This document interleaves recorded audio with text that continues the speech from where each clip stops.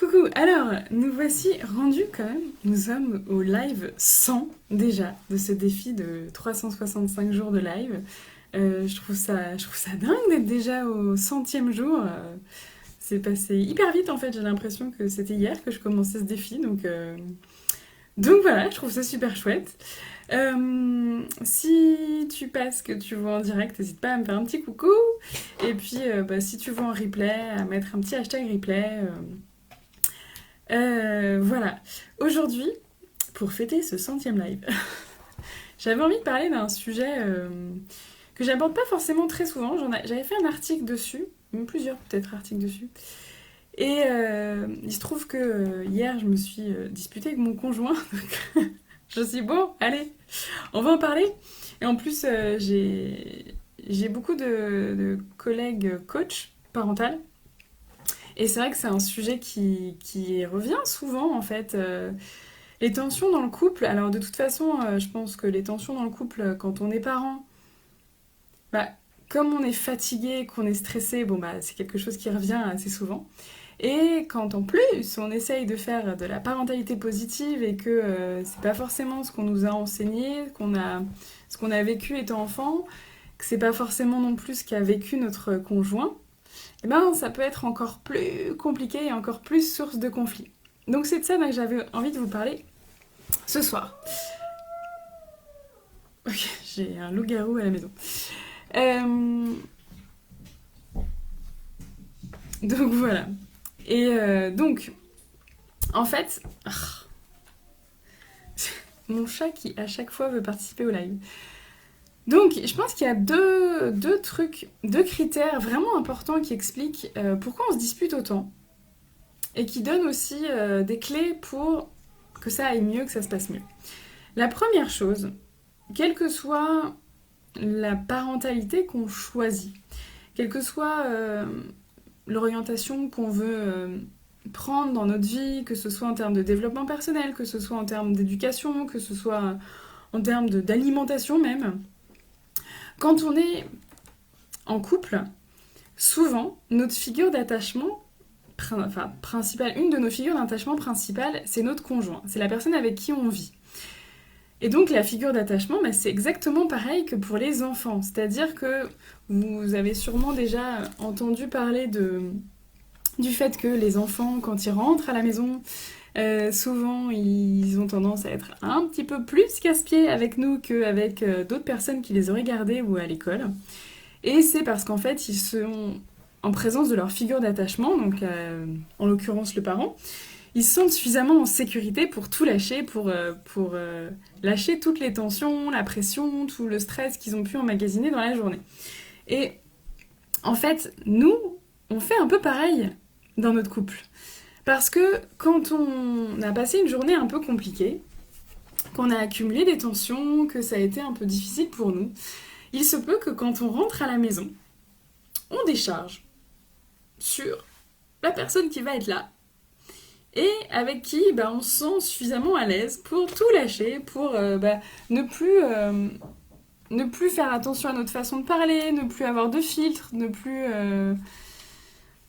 plus tourner des phrases toutes jolies, ne plus être à l'écoute. Et c'est vrai que ça, moi je sais que ça fait partie des choses qui expliquent beaucoup de tensions en fait. Le fait que oui, quand j'ai passé une journée un petit peu tendue, j'ai mon chat qui met un bazar pas possible à côté, c'est hallucinant. C'est... Les animaux et les enfants, ils ont quand même des gros points communs. Et donc, quand j'ai passé une journée un peu compliquée... Alors, je fais passer un chat, hop. Quand j'ai passé une journée un peu compliquée, que j'ai eu des tensions, que je suis stressée, que je traverse une période difficile, bah forcément, je suis plus tendue, je suis plus énervée, et la personne qui va le plus prendre mes tensions, ça risque d'être mon conjoint en fait. Les enfants un peu, mais comme en plus moi je fais particulièrement attention à ce que ça tombe pas sur les enfants, j'avoue, je lâche un peu du lest sur mon mari. En même temps, c'est un adulte, hein, c'est bon, hein, donc je fais un peu moins attention avec lui. Et du coup, oui, en fait, il va se prendre des... peut-être qu'il va se prendre plus de mon stress, de mon énervement, de mon agacement. Et donc ça touche tous les couples. Et puis même parfois, en fait, il y a juste le fait que quand tu accumules en fait des tensions, toutes des petites frustrations, des petites colères que tu n'as pas forcément pu exprimer dans ta journée. Tout ça, en fait, c'est ce qu'on appelle une collection de timbres. C'est-à-dire que tu as ton petit album photo, là, enfin, ton album de collection de timbres. Et puis, à chaque fois qu'on t'énerve, à chaque fois que tu as une petite colère, une petite frustration, au lieu de l'exprimer, au lieu de la faire sortir, en fait, tu la gardes. Donc, tu collectionnes comme ça les petites frustrations, les petits trucs comme ça, là. Et donc, tu gardes, puis au bout d'un moment, il n'y a plus de place. Et au bout d'un moment, t'exploses. Et donc, ça sort de façon complètement démesurée. Et donc, ton conjoint, il aura peut-être fait un truc, ou pas fait un truc. Et là, il va se prendre une salve, il va se prendre tout ce que t'avais accumulé, que ce soit avec lui ou dans ta journée. Et donc, ça va être beaucoup trop par rapport à l'instant. Et donc, il va pas comprendre, en fait. Parce que tu vas lui ressortir des trucs d'il y a 1 semaine, 3 semaines, 1 an. Et il y a beaucoup de sketchs comiques des fois sur ça, sur le fait que les femmes, elles sont capables de te ressortir un truc que t'as fait il y a 10 ans en te donnant la date et l'heure. Bon, moi, je suis incapable de donner la date et l'heure. Mais ce qui se passe, c'est que comme on a tendance, tous, hein, hommes et femmes, on a tendance parfois dans les conflits à pas aller au bout des choses. À pas aller jusqu'à la résolution, à pas vraiment exprimer notre colère, notre frustration, nos émotions. Et du coup, ce qui se passe, c'est que on accumule tout ça. Et au lieu d'avoir un conflit c'est juste qu'on n'est pas d'accord, qu'on n'a pas la même vision des choses. Donc un conflit bien résolu, ben, on en parle, chacun exprime son point de vue et on trouve une solution qui convient à tout le monde. Parfois, on a besoin de s'excuser parce que quelqu'un a dit quelque chose qui n'allait pas et ça fait partie de la résolution du conflit. Parfois, on change telle ou telle chose, mais en tout cas, une fois que c'est résolu, normalement, on n'y revient pas, c'est résolu. Sauf que quand on ne va pas jusqu'au bout des choses, quand il y a l'un des deux qui a l'impression d'avoir cédé, de ne pas avoir complètement exprimé son besoin, et bien du coup, ça s'accumule, ça reste en tension. Et c'est là, en fait, que ça va pouvoir à un moment péter. Donc moi, la première chose que je vous invite à faire, c'est vraiment prendre soin de vous. Je sais, ça peut paraître bête. Mais quand je parle de l'accompagnement Nouveau Regard, c'est axé parentalité, oui, parce que ça va jouer sur la relation avec nos enfants. Mais en vrai, ça joue avec sur notre relation avec tout le monde. Parce que c'est exactement les mêmes mécanismes. Quand tu accumules des tensions, quand t'en peux plus, quand t'es énervé, quand t'es frustré, quand ça va pas, quand tu manques de pouvoir personnel, mais ça va jouer sur toutes tes relations. Donc évidemment que ça va jouer avec tes enfants, mais ça va aussi jouer avec toutes les personnes avec qui tu vis, donc ton conjoint. Enfin, je dis conjoint, mari, femme, ce que tu veux, hein, c'est pour que ce soit plus facile dans ma façon de parler. Et donc vraiment, c'est important cette première chose de ne pas emmagasiner de stress, à la fois pour nous et pour pas que ça se décharge sur les autres, et de prendre l'habitude, d'une part, d'exprimer nos émotions, plutôt que de dire, bon, c'est pas grave, je prends sur moi, parce qu'à chaque fois que je prends sur moi, j'emmène avec moi, et du coup, je le garde, et d'aller au bout des conflits, même des fois des petits conflits. Alors, parfois, c'est pas important, et dans ce cas, tu lâches, mais dans ce cas, il faut vraiment lâcher. C'est genre, j'ai lâché, je me suis dit, ok, c'est pas important, mais je reviens plus dessus. Je suis responsable de dire est-ce que je lâche ou est-ce que je lâche pas. Mais si je dis que je lâche l'affaire et qu'en vrai, je l'emmagasine pour plus tard, c'est pas bon. C'est pas bon. Ça va ressortir et ça va pas être joli. Donc parfois, on peut lâcher. Parfois, tu te dis, bon, j'ai pas envie de me prendre la tête pour ça, c'est pas important. J'ai pas envie, j'ai juste envie de passer un bon moment. Je trouve que ma relation, elle est plus importante que ce petit conflit, donc ok. Et je passe à côté de ça, mais je le laisse dans le passé et j'y reviens pas. Et puis, la deuxième chose qui est importante, voir aussi par rapport à la parentalité, c'est « Ah, bonjour Célia !» Je me sens moins seule. La deuxième chose donc la première chose par rapport à la parentalité, c'est de serait-ce que juste prendre soin de soi au fur et à mesure, pour pas accumuler de stress et que ça retombe pas sur l'autre. Et la deuxième chose, c'est quand on n'est pas d'accord sur la parentalité qu'on choisit, sur le modèle éducatif qu'on prend. Et ça, c'est vrai que c'est d'autant plus, je trouve, difficile quand on choisit, quand on s'engage dans la parentalité positive, bienveillante, tout ça, enfin quand on choisit une voie qui n'est pas forcément la voie classique, qui n'est pas forcément la voie la plus répandue, et qui est une voie qui, encore à l'heure actuelle, est difficile parce qu'on a besoin de défendre notre point de vue, on a besoin parfois, enfin on a besoin, non on n'a pas besoin, mais on en ressent le besoin parce qu'il y a parfois des personnes qui ne nous comprennent pas, et du coup on se retrouve à se justifier, ou on se sent jugé, attaqué par ce que pensent ou ce que disent les autres par rapport à ce qu'on a décidé de faire, et quand ces jugements-là viennent de notre conjoint, ben, c'est vraiment compliqué parce que, quelle que soit notre situation d'ailleurs, parce que même quand on est séparés, il faut savoir que quand on est séparé, on n'est peut-être plus un couple conjugal dans le sens où on n'est plus un couple amoureux. Par contre, on reste un couple parental. On reste deux parents qui s'occupent d'un enfant. Et parfois, ces deux parents-là, bah, ça devient 3, 4 parents parce que c'est les personnes qui sont dans l'environnement proche et qui vivent avec l'enfant. Mais c'est important d'être au clair nous-mêmes déjà avec quel choix on fait en termes éducatifs.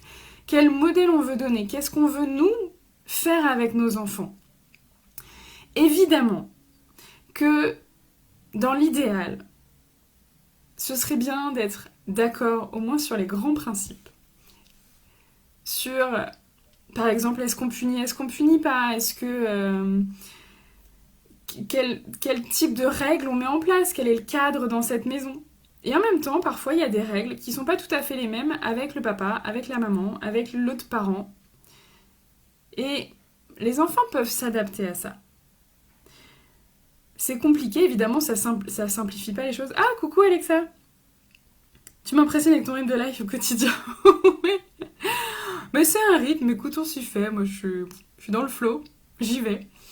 Et donc, oui, en fait, ce qui peut se passer, c'est que nous, quand on a choisi d'être dans la parentalité bienveillante, alors je dis choisi, oui et non, parce qu'en fait, quand tu t'es documenté là-dessus, quand tu as compris que quand tu punissais ton enfant, ça avait des répercussions négatives, en tout cas, ça prenait pas grand-chose à part éviter les punitions, quand tu as appris que, quand tu t'es rendu compte, en fait, quand tu t'as vu les études scientifiques qui montrent les répercussions sur le cerveau quand on crie sur les enfants, quand on les tape, quand on les humilie, évidemment, enfin, c'est plus vraiment un choix, en fait. C'est que juste, tu te rends compte que t'as pas envie de faire du mal à ton enfant, t'as pas envie que il perde confiance en lui ou qu'il se dise qu'il est mauvais parce que tu lui as crié dessus et que voilà. Donc il y a un moment, c'est une fois que tu as pris conscience, c'est presque plus un choix en fait. C'est tellement évident que voilà. Mais bon bref, passons ça. Mais une fois que tu as pris conscience de ça, toi tu as envie de mettre ça en place. T'essayes de mettre ça en place. Déjà, tu peux te retrouver confronté à tes propres difficultés. Et ensuite, quand tu vas voir ton conjoint crier sur tes enfants, s'énerver, punir peut-être même, ou alors te dire que tu fais pas ce qu'il faut. Je souris parce que c'est une discussion qu'on a eue avec des amis coachs là récemment. Et on a tous un peu la même chose en fait, d'être confrontés parfois à nos propres doutes, parce que quand on est en difficulté avec nos enfants, bah oui, on s'en met à douter en fait, de dire oh là là, mais est-ce que je fais vraiment ce qu'il faut? Et bon oui, après oui, on le sait, mais on a quand même parfois ce petit doute parce que c'est difficile en fait de tenir le cap. Et puis, on a nos conjoints qui peuvent parfois dire oui, mais peut-être qu'il faudrait sévir un peu plus, peut-être qu'il faudrait mettre plus de limites, peut-être qu'il faudrait cadrer plus, être plus sévère. Et je pense qu'en plus, ils ont pour la plupart été élevés vraiment dans ce modèle éducatif d'avoir voilà, une autorité au-dessus en fait, quelqu'un qui vraiment décide pour eux, qui leur laisse pas forcément la possibilité de choisir, d'exprimer leurs émotions. Et je pense que il y a quand même eu une éducation encore plus difficile envers une bonne partie des hommes, alors que les femmes avaient le droit à certaines émotions. En général, pas trop la colère, mais souvent, elles ont plus eu le droit d'être tristes, d'être faibles, entre guillemets. Merci Célia. À une prochaine fois alors. Mais oui, en fait, je pense que c'est important de se rendre compte que nos conjoints, tout comme nos amis, n'ont pas forcément reçu la même, enfin n'ont pas reçu la même éducation que nous en fait, parce qu'on n'est pas deux personnes à avoir reçu la même éducation. Et donc forcément, ils n'ont pas les mêmes mécanismes inscrits et eux aussi ils galèrent. Ils galèrent à comprendre et ils galèrent à faire. Donc ça nous renvoie à nos propres difficultés aussi. Et ce qui se passe, c'est que souvent, ce qu'on va essayer de faire, c'est de les convaincre. On va essayer de leur montrer que ce qu'ils font, ça va pas, que ça a des répercussions négatives, qu'il faudrait faire autrement. Donc en fait, on leur fout une pression énorme. Et oui, c'est vrai, les hommes sont moins patients que nous aussi. Oui, oui et non, c'est-à-dire ils peuvent le devenir, ils peuvent l'être. Je pense qu'on peut tous être patients. Mais que c'est pas forcément le plus facile à la base. Et puis il y a certaines choses aussi qui nous activent plus ou moins les uns que les autres. Hein. Il y a des choses qui vont... Moi je sais qu'il y a des choses que moi vont beaucoup plus mériter que mon mari. Et inversement. Il y a des choses que les enfants font que lui ne supporte pas et moi c'est beaucoup moins compliqué pour moi. Mais tant qu'on essaye de convaincre l'autre, de le forcer à changer, ça marche pas. C'est exactement la même chose que quand on essaye d'imposer à nos enfants en fait de faire des choses. Plus on est dans la confrontation, plus on est dans le il faudrait que tu fasses ça, plus on est en train de leur faire ressentir de la culpabilité, de la honte. Et donc pour se protéger de ça, ils vont ressentir de la colère. Donc ça va être encore pire en fait, ça va générer encore plus d'opposition de leur part. Et c'est exactement la même chose que quand on punit nos enfants, que quand on essaye de leur montrer à quel point ce qu'ils font c'est mal. C'est pas la façon la plus efficace de faire. Et je sais que c'est particulièrement difficile parce que je le vis aussi et que clairement je suis loin d'être géniale avec mon mari quand je lui dis des choses. Et donc on en parle après un petit peu à plat, on s'engueule, on pleure et puis après ça va mieux. Mais on va au bout des choses. C'est parfois long et laborieux, mais on va au bout des choses. Et c'est ça qui nous fait avancer aussi. Hein. Qui me fait moi avancer parce que du coup j'apprends à lui parler autrement. Et lui aussi parce qu'il apprend aussi que ce que j'essaye de lui transmettre c'est avec beaucoup d'amour et que même si c'est maladroit, c'est pour le bien de tout le monde. Mais au lieu d'essayer de les convaincre et de les forcer à changer, le meilleur moyen, c'est de nous diriger un maximum, de prendre notre puissance en tant que maman et de dire ok, moi, je vais être le plus possible dans la bienveillance, dans l'écoute, dans la pédagogie positive avec mes enfants. Je vais du mieux que je peux les accompagner là-dedans. Et je vais avoir confiance dans le fait que ça va rayonner autour de moi et que je montre un exemple différent qui est sûrement déstabilisant pour plein de personnes mais qui montre qu'il y a autre chose qui est possible. Et la seule façon de diffuser cette façon d'éduquer, ce modèle éducatif, c'est de montrer, de donner l'exemple nous-mêmes. Donc faut arrêter d'essayer de les changer. Évidemment que si ça part trop en vrille, il y a un moment où on protège aussi nos enfants. Et moi je suis pas... Alors il y en a qui considèrent qu'il faut absolument être d'accord, faire un front commun en tant que parent. Et que donc si mon mari il punit, je serais censée le soutenir, mais je suis pas d'accord avec ça. Donc moi je considère que si c'est pas juste pour moi, je vais pas soutenir mon conjoint. Évidemment le but c'est pas de saper son autorité, mais si je suis pas d'accord, je vais le dire en fait. Parce que pour mon enfant, il y a un sentiment d'injustice encore plus important si tu te fais punir, si tu te fais crier dessus et qu'en plus l'autre parent valide derrière. Donc bien évidemment, quand mon mari prend une décision, je vais pas aller le contredire, Mais si il crie sur les enfants, s'il commence à s'énerver, là, je vais arrêter les choses. Parce que pour moi, c'est pas ok. Parce que pour moi, c'est pas possible pour mes enfants. Et après, on va en parler et on va essayer d'améliorer les choses et se mettre d'accord sur ce qu'on veut faire et ce qu'on veut transmettre. Mais la première chose que je fais, c'est d'essayer de donner un maximum l'exemple. Je ne suis pas parfaite. Je ne suis pas parfaite. Il y a des jours où je crie, il y a des jours où je m'énerve, il y a des jours où je fais n'importe quoi. Je ne suis pas parfaite. Mais je l'assume. Et j'essaye toujours d'aller réparer derrière et de faire mieux derrière. Et donc vraiment, l'idée c'est de faire d'abord pour soi, sur soi. Et exactement de la même manière que pour rayonner auprès de nos enfants. La première chose pour notre couple, pour notre famille, c'est de prendre soin de nous-mêmes. C'est de s'occuper de nous, de ce qu'on fait nous, de ce qu'on dit nous, de ce qu'on véhicule comme message, comme émotion. Qu'est-ce qu'on transmet en fait? C'est la première chose à faire. Après, évidemment, de temps en temps, on peut donner certaines informations, on peut essayer de faire de générer des prises de conscience chez l'autre. Mais la première chose à faire, ce sera vraiment d'incarner ce qu'on veut transmettre, de montrer l'exemple. Donc voilà, si aujourd'hui tu as des difficultés dans ton couple à cause de ta parentalité, déjà, en général, c'est qu'il y a d'autres choses derrière. C'est pas, souvent, c'est un point, on va dire, un révélateur. Mais c'est comme pour nous, hein, les enfants, quand ils nous agacent sur un truc, c'est juste qu'ils viennent appuyer là où on a besoin de travailler. Et mais pour le couple, c'est exactement pareil.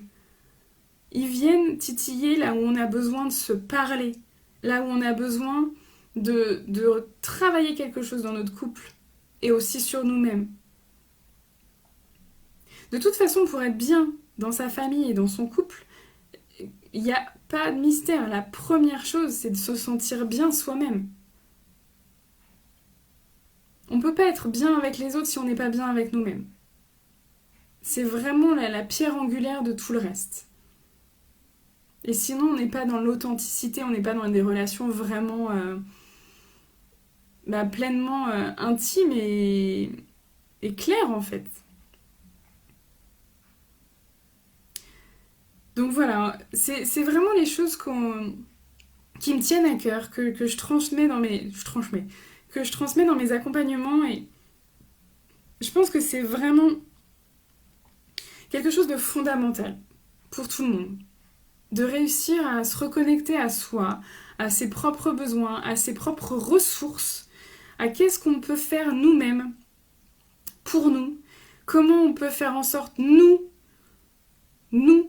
toute seule comme une grande, de prendre soin de nous pour être ensuite beaucoup mieux avec les autres. Et oui, ça demande parfois d'aller voir des choses qu'on n'a pas forcément envie d'aller voir. Et c'est pour ça que c'est chouette d'être accompagné parce que c'est exactement la même chose que quand on va voir quelque chose qui nous fait peur, quand on va aller affronter quelque chose. Parfois, on a besoin qu'il y ait quelqu'un à côté de nous pour nous tenir la main et nous guider là-dedans et nous dire ok, je suis là, tu peux le faire, tu as toutes les compétences, t'en es capable, je suis là, je suis à côté de toi, je te soutiens. Et cette présence, en fait, c'est vraiment ça qui va faire toute la différence et qui va nous permettre d'avancer plus loin, plus profondément et avec plus de légèreté parce qu'on n'est pas tout seul en fait. Et je pense qu'il n'y a rien de plus difficile que d'affronter ça seul. Voilà, encore une fois, si ça te parle, n'hésite pas à me contacter, n'hésite pas à partager ce live, à me mettre un petit commentaire si tu le vois plus tard. Je suis disponible, même en ayant les enfants à la maison, je m'arrange. On s'arrange justement avec mon mari pour organiser à la fois les temps où je suis en coaching, où du coup il s'occupe des enfants, et les temps où j'ai des appels pour discuter avec les personnes qui voudraient éventuellement rejoindre le programme. Donc voilà, donc n'hésite pas à me contacter, je suis disponible, je suis très ouverte à la communication, donc il n'y a aucun problème, quel que soit le sujet, tu peux me contacter, il n'y a aucun problème. Je vous souhaite une très belle soirée et je vous dis à très bientôt. Ciao. Hop.